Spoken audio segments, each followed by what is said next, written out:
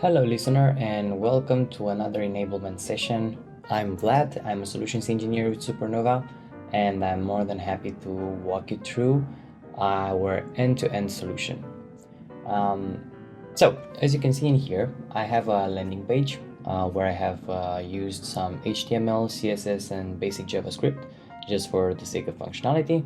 As you can see, it just switches to another color, to another mode, dark mode to be more precise. And the way I got to this result using Supernova, it's the following. First of all, I'm gonna present you my Figma file, where as you can see I have some local style color styles applied, such as main color, hover color, background color, and so on and so forth. The way this works is by basically taking this main color, background color, which is the one that used for the landing page, and as you can see it's represented here.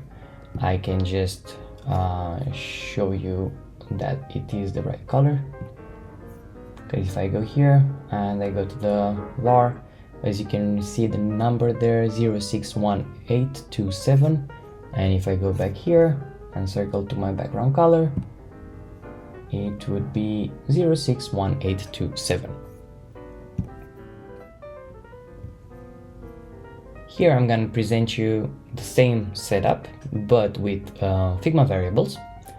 In case you were not following the Figma natively file, I'm going to show you how these Figma variables look like.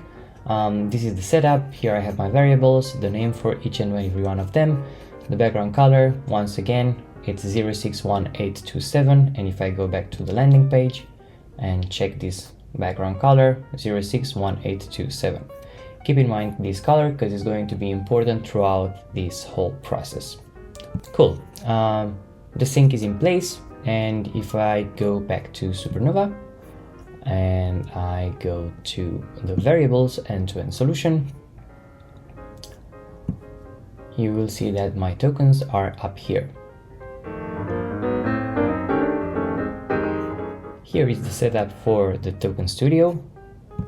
I'll just simply give you a walkthrough, and if I press edit on my current setup, you will see that I had to put my access token, the design system URL that I'm using, and the simple mapping where I have like a global token set and the default brand. I'm just gonna press save. But if I go to tokens, as you can see, I have this list with the same hex values and the same names. Once again, the number 061827, and if I go back here and I inspect the page, the hex value is the same, 061827.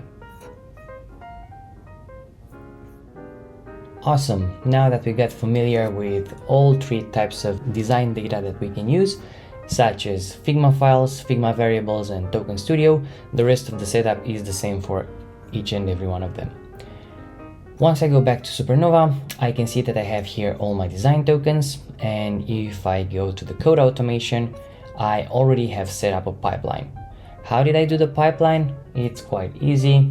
I would have to come up here, create a new pipeline, give it a name, choose the exporter that I want to use. In our case, since I'm using design styles such as colors, I'm using the CSS exporter, and then of course I have a default brand.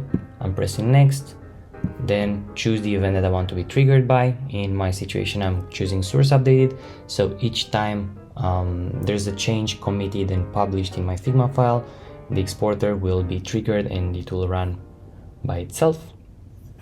Choosing the delivery option, I'm using a GitHub repository, so the connection is going to be through GitHub. Authentication type, the organization, repository, and so on and so forth. Anyhow, this is how it looks on Supernova's end. Alright, now we got to the most interesting part, or not really the most interesting, but a key part in this process, which is the repository where I'm storing the code.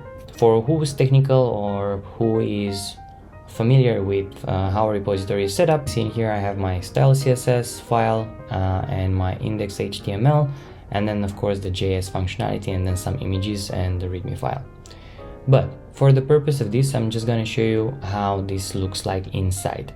One thing to keep in mind is that all these styles style files, you can call them that way, are coming from Supernova, which is basically translating through exporters the design tokens into production code ready to be consumed. And if I go into the colors sheet, you will see that it's giving me the naming and of course the hex value. But if I go back to my style CSS, you would see that I created a variable using the same naming and taking the value, the hex value, from the folder that it's being shipped by Supernova. The way I'm setting up the landing page is through some GitHub actions, where it's the process pretty easy. It's building, reporting the build status, and then the deployment part. Now for the last part, I'm gonna show you exactly how this ties up and it works from end to end. I'm going to change the background color, and for the purpose of this I'm going to choose something which is very different, perhaps not something that is gonna hurt our eyes, perhaps more like a purple pinkish, somewhere around that. Once I'm gonna apply the style, I'm gonna publish the library. This will not take more than a couple of seconds. We'll go back to Supernova, and since we're not waiting for an hour for the update, I'm just going to import it manually. This will take a couple of seconds at most. As you can see, the token is changed over here and the code automation pipeline was already built and the build was a success. What I will do next, I will go to my repository, I'll go to the pull requests, check the pull request, see the files that were changed. You remember this number that we talked about, 061827, was changed to this current one, AD27EB.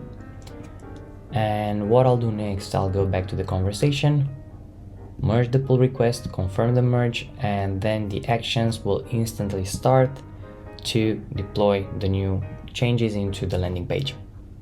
This will take at most a couple of seconds or even a minute.